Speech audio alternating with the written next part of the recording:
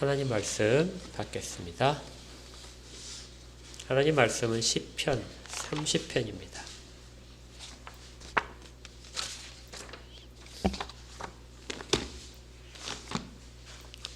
시편 30편 말씀이요.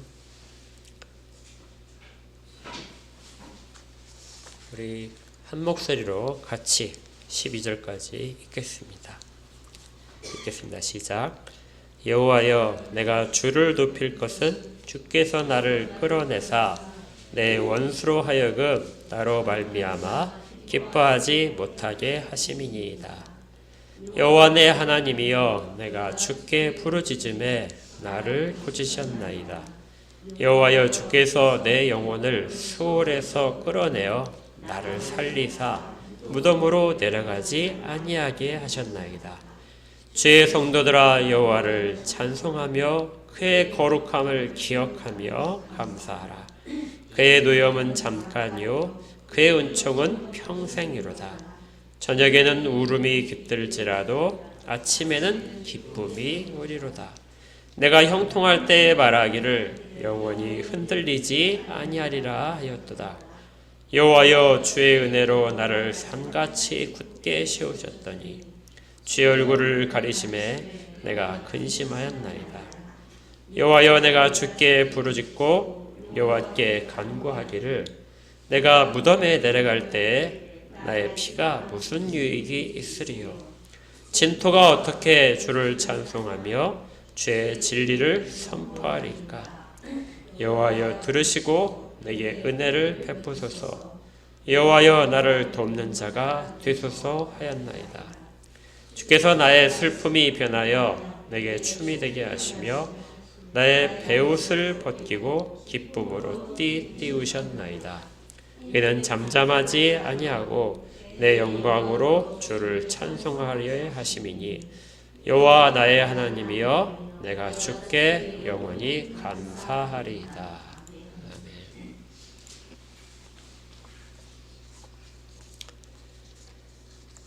시편 30편은 감사시입니다. 시편도 여러 종류가 있는데요.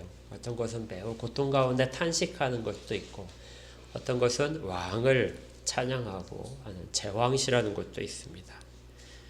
또 사람들에게 지혜를 전한 시편 1편처럼 사람들에게 지혜의 말들을 권면하는 것들도 있습니다. 그런데 이 시는 감사시로 아주 전형적인 감사시의 모습을 갖고 있습니다. 감사시의 전형적인 모습들이 여러 가지가 있는데요. 특별히 감사하라 감사하라는 그런 구절들이 계속 반복되는 것들을 볼 수 있어요. 1절을 보시면 내가 주를 높인다 하는 구절이 있습니다. 내가 하나님을 높여드립니다. 그리고 4절에 보니까 주의 성도들아, 여호와를 찬송하며 그의 거룩함을 기억하며 감사하라. 그러니까 감사로 모든 자들을 초청하는 그것이 감사시죠. 자기도 감사하지만 다른 모든 사람들이야 우리 같이 하나님을 찬송하고 감사합시다. 그리고 마지막에 끝날 때도 역시 감사하리다 하고 이야기합니다. 그래서 처음부터 끝까지 찬송과 감사로 가득 채워져 있습니다. 그런데 이 처음과 끝에 감사와 찬양들을 이렇게 쭉 사람들에게 요청을 하고 있는데, 그럼 중간에는 내용들은 뭐냐면 감사시의 대부분이 가운데 있는 부분이 무엇을 감사할 것인가? 내가 하나님을 찬송하는데 무엇 때문에 찬송하는가?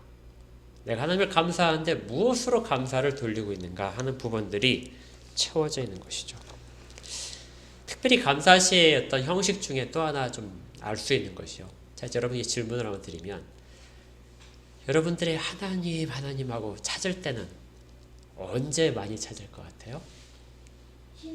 힘들 때 많이 찾죠. 힘들 때 막 하나님 이렇게 찾기 쉽죠. 그런데 이 시편에서 지금 이 다윗이 짓고 있는데요. 다윗이 시 속에서 하나님을 엄청나게 부릅니다. 한번 잘 보세요. 시작 부분부터 여호와여 여호와여 이렇게 불러요. 탄식하는 가운데 있을 때 다윗이 부르면 이제 하나님을 찾긴 하지만 그것보다도 이 감사시에서는 하나님을 더 찾습니다. 1절도 여호와여 이렇게 시작하고 2절도 여호와 내 하나님이여 이렇게 해요. 3절도 여호와여 여호와 이렇게 부릅니다. 7절에 가도 또 있어요. 이렇게 10절도 그렇고 12절도 마지막에 여호와 나의 하나님이여 이렇게 부릅니다. 그러니까 다윗은 힘들고 어려울 때 하나님을 찾았지만 오히려 더 언제 많이 찾았다고요? 하나님을 감사할 때 하나님이여 하나님이여 하고 더 자주 이야기를 하는 겁니다. 그러니까 우리가 일반적으로 생각하는 것과 좀 다르죠. 감사할 때 정말 하나님과 가까이 있을 때 우리가 힘들 때 하나님이 멀리 있는 것처럼 보이지만 그래서 막 소리 지르는 것처럼 실제로는 하나님이 가까이 계실 때 더 자주 하나님을 불러야 되는 거죠. 감사의 마음으로 더 자주 하나님을 부르는 그리고 하나님과 대화를 하는 그런 우리가 되기를 축복합니다. 이제 감사의 내용을 살펴볼 텐데요. 이 감사의 내용을 볼 때 1절에 보니까 내가 주를 높일 것은 그 다음에 이제 내용이 있죠. 주께서 나를 끌어내셨습니다. 하고 있어요.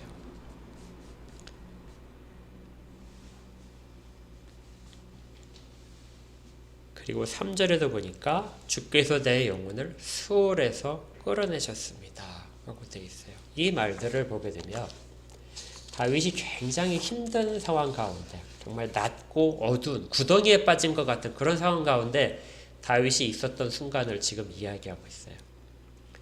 그리고 3절에 보니까 특별한 단어가 나오는데요. 내가 주께 부르짖었더니 나를 고치셨습니다. 그러니까 여기 고치셨다는 단어 여러분들이 잘 아시는 단어입니다. 우리가 치료의 하나님하고 아까 찬양할 때도 불렀지만요. 치료의 하나님 할 때 여호와 라파 그러죠. 치료합니다. 고치시는 거 이것이 라파라는 뜻이에요. 여호와 라파 하면은 치료의 하나님 이렇게 됩니다. 그러니까 이 구절들을 보니까 다윗이 병에 걸렸던 것 같아요. 그런데 이 병이 단순한 병이 아니라 아주 심각한 병입니다. 그래서 다윗이 거의 죽을 것 같은 상황에 갔었어요. 3절을 보니까 주께서 내 영혼을 수월에서 끌어내셨다. 수월이란 말은 구약의 백성들 가운데 생각하기를 죽은 자들이 다 가는 곳. 그러니까 그가 의인이든지 죄인이든지 간에 죽은 자들은 다 어떤 곳에 가는데 그곳이 수월이라고 생각을 했습니다. 그러니까 저승이라고 우리가 보통 이제 이야기하는 그런 수월, 사망이라고 얘기하는 곳이 수월이에요.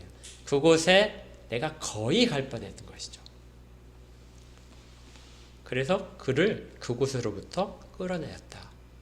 우리 요나 살 때도 기억하시죠? 요나가 물고기 뱃속에서 완전히 죽게 되었을 때 그때 자신도 수월에 있다고 이야기를 합니다. 그러니까 살아날 가능성이 전혀 없는 상태가 수월인 것이죠. 그리고 또 무덤으로 내려가지 않겠다. 그러니까 이제 무덤에 거의 들어갈 뻔했다는 것입니다. 9절에도 또 계속 있어요. 내가 무덤에 내려갈 때 그리고 진토가 돼 무덤에서 썩어버리면 무슨 소용이 있는가 말할 때 다윗이 거의 내가 무덤에 내려가서 묻히기 직전이었다 이렇게 얘기한 것이죠. 근데 더 다윗을 힘들게 한 것은 다윗이 정말 회복되지 못하는 질병 가운데서 고생을 하고 고통받고 있는데 1절에 보니까 원수들이 그것 때문에 기뻐하고 있었습니다. 다윗이 지금까지 하고 있던 일들에 대해서 불평이 있던 사람들이 야 이제 다윗이 죽으면 그 일을 막을 수 있겠구나. 다윗도 죽음을 대하고 있구나. 그래서 그 원수들이 이제 다윗은 곧 죽어 하면서 기뻐하고 있는 상황이죠. 다윗은 아주 생생하게 자기의 고통과 자기가 처한 현실들 그리고 절망적인 상황들을 여러 단어를 통해서 이렇게 이야기합니다. 우리도 가끔 그런 경우가 있어요. 정말 헤어날 수 없는 상황.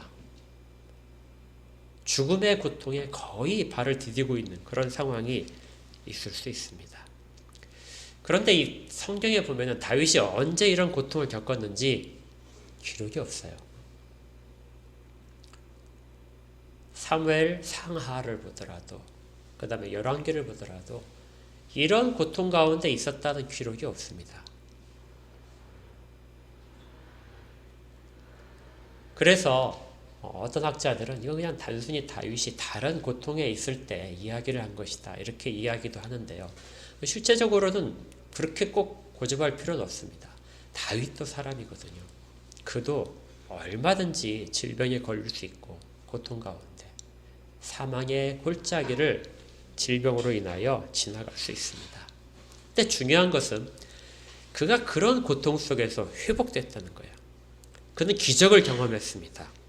1절에 주께서 나를 그곳으로부터 끌어내셨다.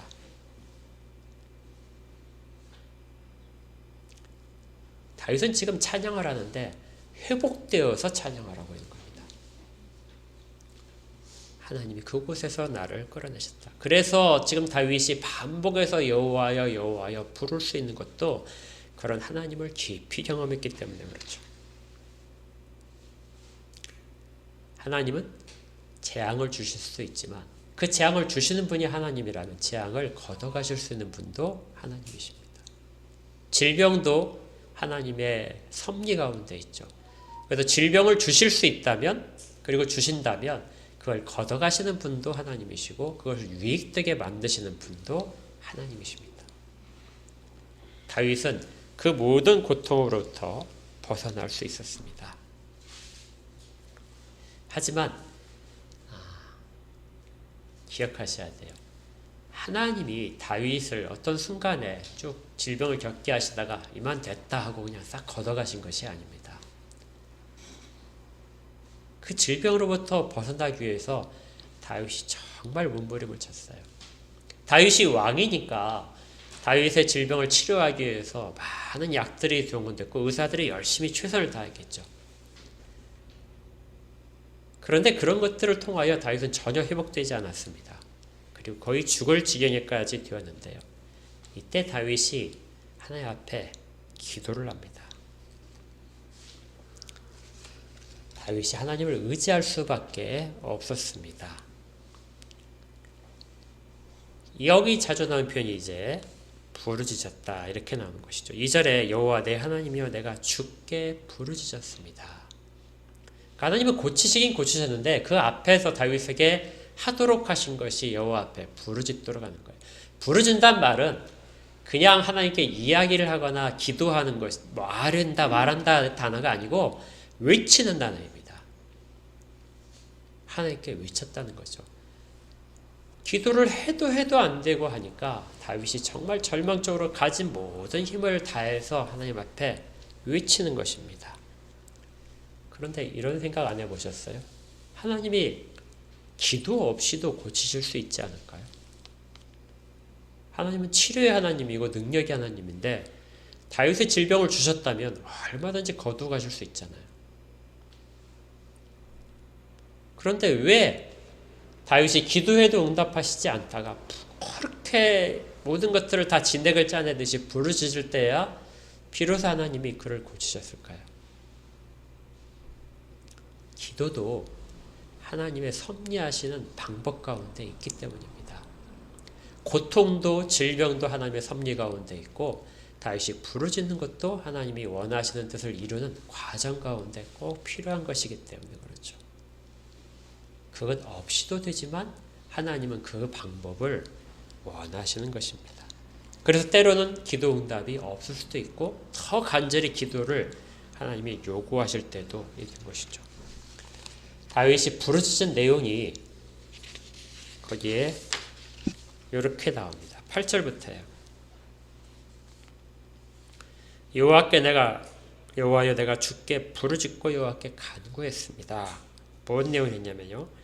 내가 무덤에 내려갈 때 나의 피가 무슨 유익이 있을 것입니까? 그러니까 다윗이 내가 죽으면 이 죽음을 통하여 내가 하나님 앞에서 무엇을 할 수 있겠습니까? 내가 죽음을 통하여 하나님 앞에 영광을 돌릴 수 있겠습니까? 하나님 앞에 어떤 많은 것들을 돌려드릴 수 있겠습니까? 죽음의 끝이 아닙니까? 또 진토가 어떻게 주를 찬송하겠습니까? 내가 어떻게 하나님을 더 이상 찬송할 수 있겠습니까? 내 입이 다 썩어버린다면 무엇으로 주를 찬송할까요? 다윗 시대에는 사람이 죽으면 수월에 내려가고 더 이상 하나님을 만날 수 없다고 생각을 하고 있었어요. 그래서 죽음이 완전한 끝입니다. 그런데 그렇게 내가 죽게 되면 내가 하나님을 더 이상 찬양할 수 없게 되지 않습니까? 우리가 하나님 앞에서 질병 때문에, 문제 때문에 기도를 할 때, 부르짖을 때 하나님 제발 나를 살려주십시오. 이렇게 기도를 하는데 거기 기도 가운데 다윗처럼 이런 내용을 담고 있을 수 있을까요? 내가 정말 이제 내가 여기서 삶이 끊어지면, 물론 우리는 천국에 가서 하나님을 계속 찬양할 것이지만 다윗처럼 정말 그 당시에 천국을 생각하지 못할 때 내가 죽으면 하나님을 더 이상 영화롭게 하지 못합니다. 더 이상 내가 하나님을 찬양할 수 없고 사람들에게 하나님을 내가 말할 수 없습니다. 그게 안타까워서 지금 다윗은 질병으로 죽는 것이 문제가 아니라 그걸 하지 못하는 상황이 더 안타까워서 하나님을 찾고 있었던 것이죠. 우리가 마지막 숨이 끊어질 때까지도 해야 될 일이 있다면 내가 하나님을 정말 마지막까지 영화롭게 합니다. 하나님을 찬양합니다. 이 내용을 마음속에 깊이 소망하셔야 되는 것입니다. 그렇게 이 예례들을 계속해서 다윗이 했습니다. 8절에 부르짖고 간구했다. 이것은 과거의 동사로 표시되지 않고 현재도 그렇다는 거예요. 그때도 그렇고 내가 지금도 그렇다. 병이 나은 다음에도 내가 계속해서 지금 이 일을 하고 있다는 뜻입니다. 나는 언제나 하나님께 간구하는 자입니다. 다윗이 이렇게 고백을 할 때요, 다윗에게는 아주 정말 깨달아지는 것이 있었습니다. 다윗이 지금까지 아주 잘 살고 있다고 생각을 했어요. 실제로 그렇죠. 다윗은 하나님의 백성들을 튼튼하게 보호를 하고 하나님이 주신 가나안 땅을 다 지켰습니다. 그리고 예배를 회복시켰고 성전에서 필요한 모든 것들을 다 준비시켰어요. 율법을 가르쳤고 사람들에게 찬송할 찬송가도 많이 지었습니다. 다윗처럼 신실한 사람이 어디 있을까요? 그런데 다윗이 병이 들자 하나님 앞에 부르짖다가 어떤 거 하나를 깨닫게 됩니다.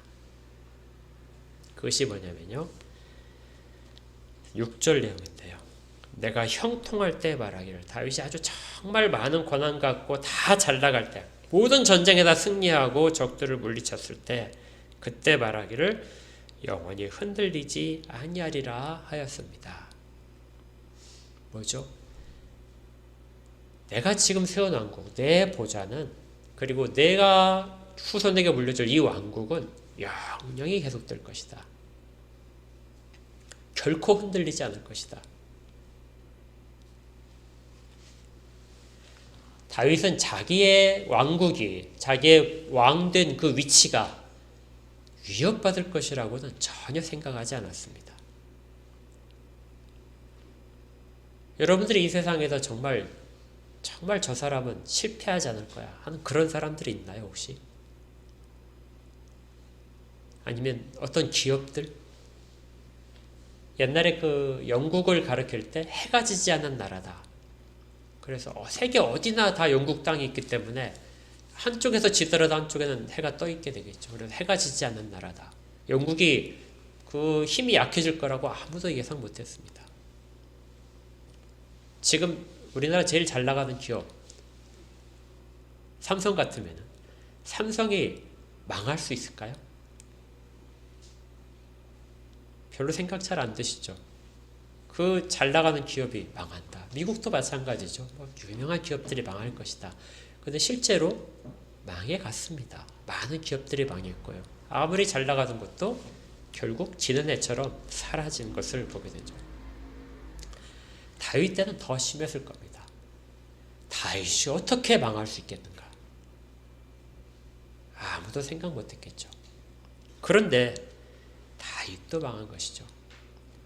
큰 질병 가운데서 사람들이 조롱할 만큼 낮춰지고 그의 왕위는 빼앗기게 되고 모든 것들은 다 헛것이 되버리고 맙니다. 이것이 바로 다윗이 질병 가운데 발견한 진실이었어요. 나는 매우 교만한 자였구나. 이만큼 다 이뤘으면 됐다. 이만큼 내가 거두었으면 됐다. 이만큼 내가 했으면 됐다. 이제 좀 쉴만한 때가 되지 않았을까. 이런 마음이 드는 것이 다윗이 교만했다는 것입니다. 다윗이 이것을 발견했어요. 이제 이렇게 세웠으니까 결코 흔들리지 않을 것이다. 7절은 이 내용을 조금 더 보충을 해주는데요. 여호와여 주의 은혜로 나를 산같이 굳게 세우셨습니다. 그렇게 된 것들이 다 주의 은혜로 나를 산처럼 굳게 흔들리지 않게 세우셨습니다. 그런데 이 속에는 다윗이 자기의 굳게 서 있음을 자랑하는 것들도 역시 담겨 있습니다. 나는 산이 있는 것처럼 그렇게 굳건하게 서 있습니다. 그러자 하나님이 그 모든 것들을 흔들어 버리셨습니다.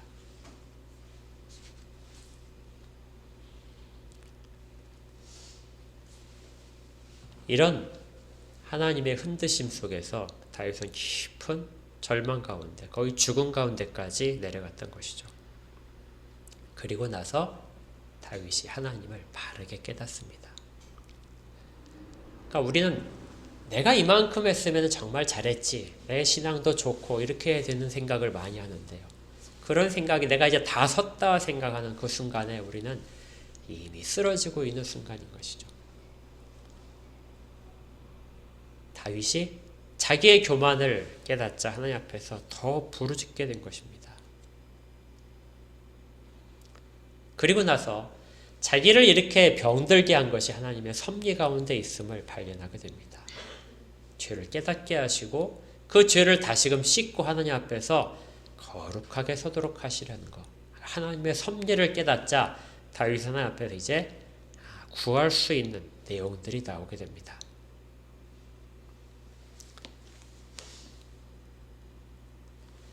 2절을 보세요. 여호와 내 하나님이여.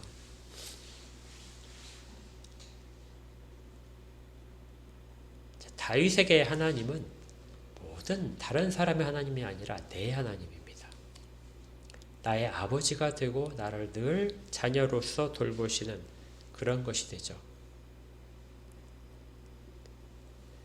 우리가 기도를 하고 하나님을 찬양할 때, 특히 기도는 그런데요.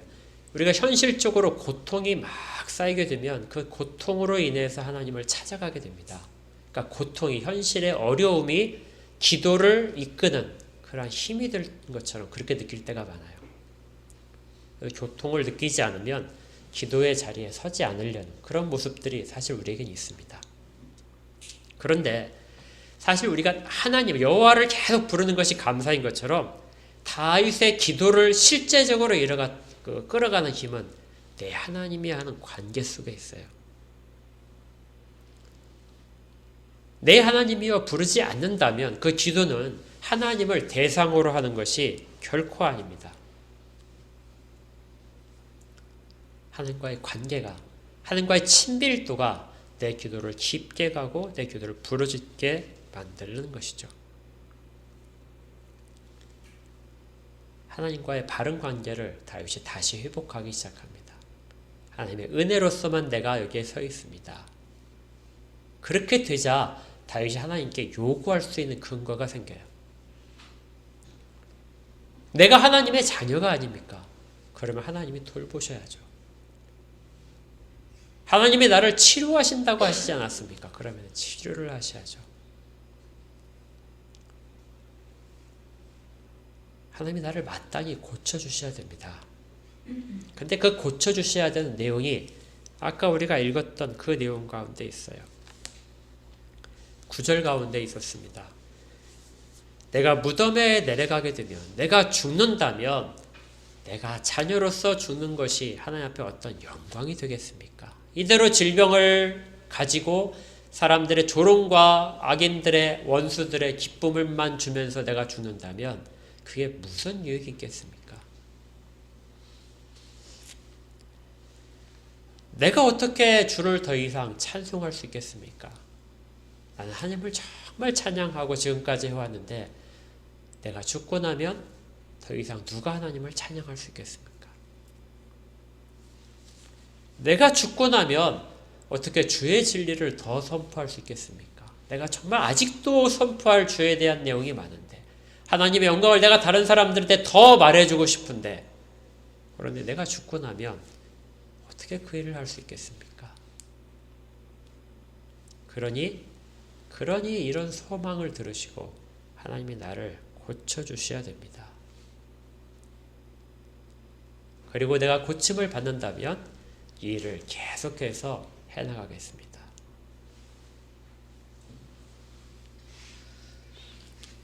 다윗이 왕이라면 하나님 앞에서 내가 백성들을 정말 하나님 앞으로 바로 이끌겠습니다. 내가 아버지로서 내 자녀들을 정말 하나님 앞에서 바로 세우겠습니다. 내가 아내와 남편으로서 우리 가정의 내 배우자를 바르게 세우겠습니다. 내가 속해 있는 모든 직장 가운데서 내가 열심히 하나님을 드러내겠습니다. 이런 고백들을 다윗이 하면서 하나님 앞에 나를 고쳐주십시오 하고 이야기를 했던 것이죠. 그리고 하나님은 그 모든 고백을 들으시고 마침내 다윗을 회복시켜 주셨습니다.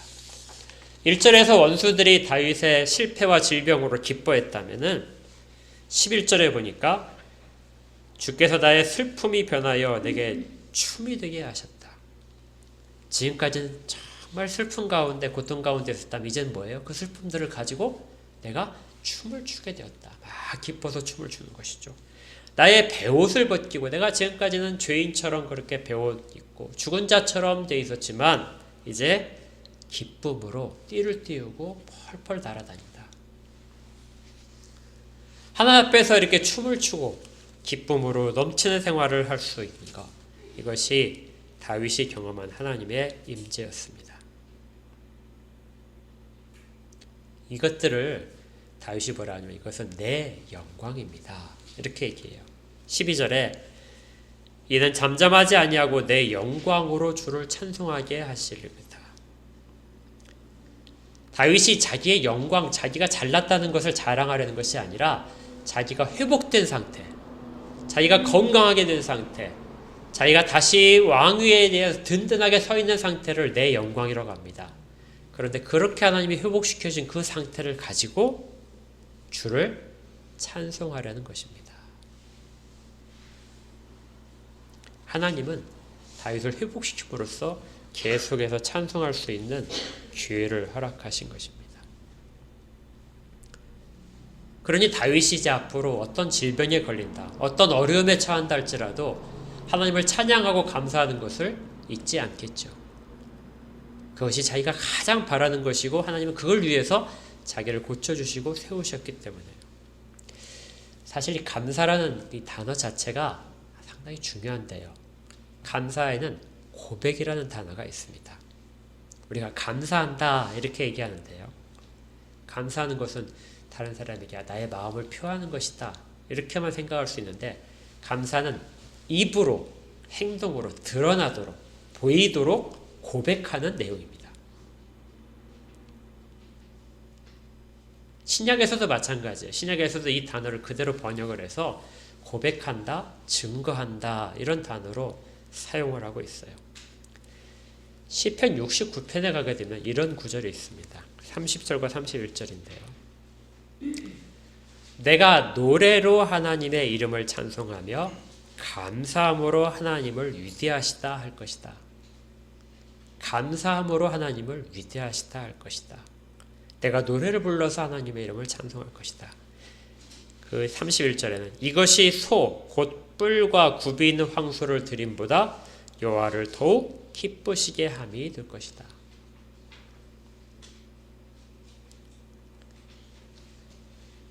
황소를 드림보다 여호와를 더 기쁘시게 한다. 모든 제사 중에 제일 값어치 나가는 제사, 제일 재료가 많이 들어가는 비싼 제사가 뭐냐면 황소를 드리는 거였어요. 황소가 가장 좋은 제물이고 사람들이 생각할 땐 가장 귀중한 제물입니다. 그런데 아무리 비싼 재료를 드리고 아무리 정성을 다해서 드린다 할지라도 하나님이 무엇을 더 기뻐하신다고요? 하나님께 찬송하고 감사하는 것. 하나님의 위대하심을 고백하는 것. 이것보다 하나님이 더 기뻐하시는 것이 없습니다. 그래서 어떤 그 신학자는 주석에서 이렇게 썼더라고요.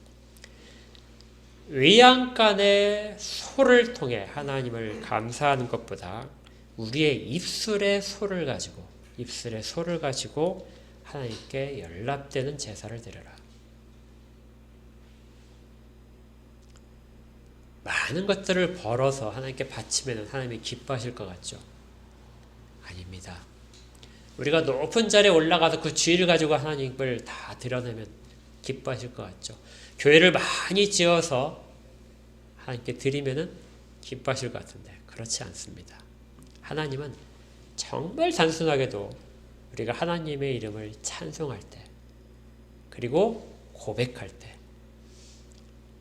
입술로 고백하고 행동으로 고백할 때 이때 하나님은 가장 기뻐하십니다. 그것이 모든 것보다도 더 중요하고 의미 있는 제사가 됩니다.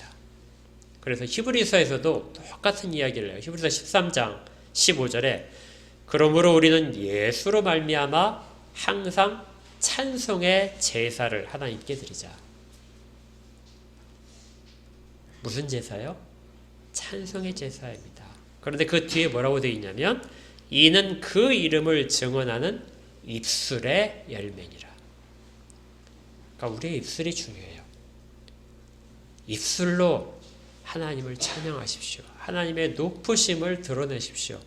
우리가 지난주에 살펴봤지만 하나님의 영광을 돌린다. 하나님께 영광을 돌린다는 것은 하나님이 어떤 분이신지를 우리가 사람들 가운데에서 보여주는 것이라고 했어요. 이것이 하나님의 영광을 돌리는 일입니다. 많은 것이 없을 때 그때 하나님께 영광을 돌릴 수 없는 것이 아니라 내가 하나님의 그 기쁘심과 위대하심을 찬양합니다 하는 것이 그게 하나님이 가장 기뻐하신다는 거예요. 얼마나 큰 위로가 됩니까? 돈이 없어도 하나님이 가장 기뻐하시는 제사를 드릴 수 있어요. 우리가 낮은 위치에 있어도 심지어 노예 상태와 종이라 할지라도 하나님이 가장 기쁘시는 제사를 드릴 수 있습니다. 그래서 우리가 하나님께 찬양을 드릴 때 잊지 말아야 될 것이 감사함입니다. 하나님으로부터 온 것이고 또 하나님으로부터 온 것을 우리가 기억하면서 마땅히 돌려야 될 내용들을 삶을 통해서 보여드리는 것. 그것도 공개적으로 하는 것입니다.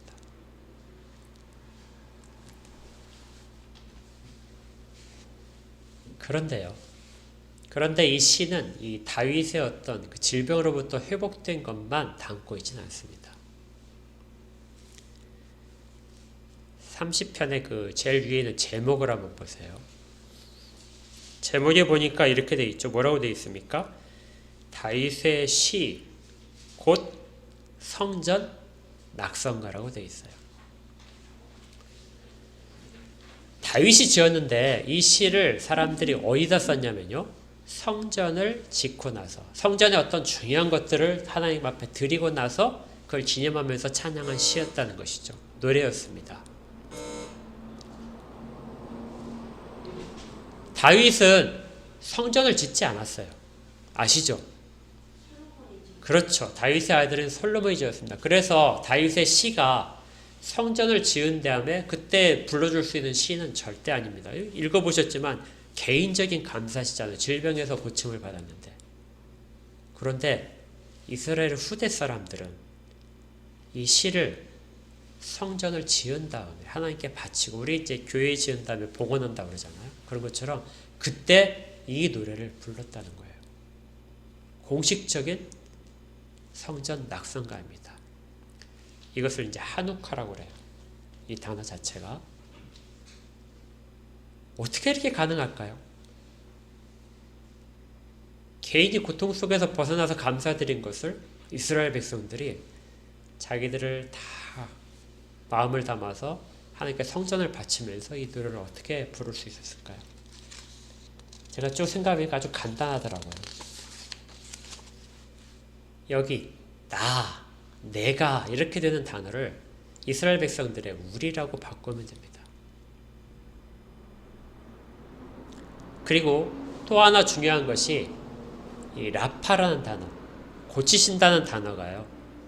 그냥 단순히 육체의 질병을 고치는 것에만 사용되지는 않습니다. 이 단어는 어떤 것이 잘못되었을 때 그것을 원래대로 회복시켜주는 걸 말해요. 물이 써서 전혀 먹을 수 없을 때 그 물을 원래 기능대로 사람들이 마실 수 있는 물로 바꿔주는 것, 이것도 치료의 하나님 라파입니다. 우리가 예배 전에 치료의 하나님이라고 불렀던 마지막 계속해서 반복 불렀던 치료의 하나님이라는 것은 질병을 고쳐주시는 하나님이기도 하지만 내가 하나님 앞에서 잘못된 부분들, 내가 하나님 앞에서 거룩하지 못한 부분들을 바로잡아 주시는 하나님, 어떤 방법을 통해서라도 그것이 내게 고통일지라도 그 방법을 통해서 나를 치료하시는 하나님. 그래서 이사야서에서 예수님께서 당하실 고난을 얘기할 때 그가 채찍에 맞음으로 우리가 나음을 입었도다. 그 나음을 입었도다가 바로 이 라파예요. 주님이 채찍을 맞으셔서 우리 질병이 다 고쳐진 것으로 끝난 것이 아니라요. 주님이 그 질고를 짊어지심으로 우리의 하나님으로부터 멀어지려 하는 그 모든 부분들을 바로 잡으셨다는 것입니다. 근데 그것이 쉽지 않죠. 그것이 주님이 채찍을 맞으시면서 느끼신 고통들이라는 것입니다. 고난받는 주의 정. 우리 주 예수 그리스도의 고난은 우리를 고치기 위한 고난이었습니다. 그래서 우리가 고침을 지금 받아서 이렇게 주 앞에서 찬양하고 감사의 마음을 갖게 되는 것이죠. 사람들은 이 다윗이 지은 시 속에서 자기들의 모든 것들을 다시금 되짚어 봅니다. 우리에게 성전이 있었을 때, 이전에 성전이 있었을 때 우리는 결코 흔들리지 않을 것이다. 하나님이 우리와 함께 계시는데 어떤 의적들이, 어떤 이방이 우리를 타고 넘볼 수 있겠는가? 우리는 영원히 흔들리지 않고 견고할 것이다. 그것이 얼마나 어리석고 교만한 일인지를 이스라엘 백성들이 회개를 하고 있는 것입니다. 잃어버리기 전까지는 그것이 영원히 지속될 것 같았는데 정말 아무것도 아니었구나. 우리가 의지하는 모든 것들이 사실은 다 아무것도 아니구나. 그 본질 속에 숨어있는 하나님의 영광 외에는 아무것도를 지탱할 수 있는 것이 없겠구나. 이걸 깨달았기 때문에 다윗의 시 속에서 자기들의 마음들을 담아서 노래하는 것입니다. 우리가 하나님께 부르짖었습니다.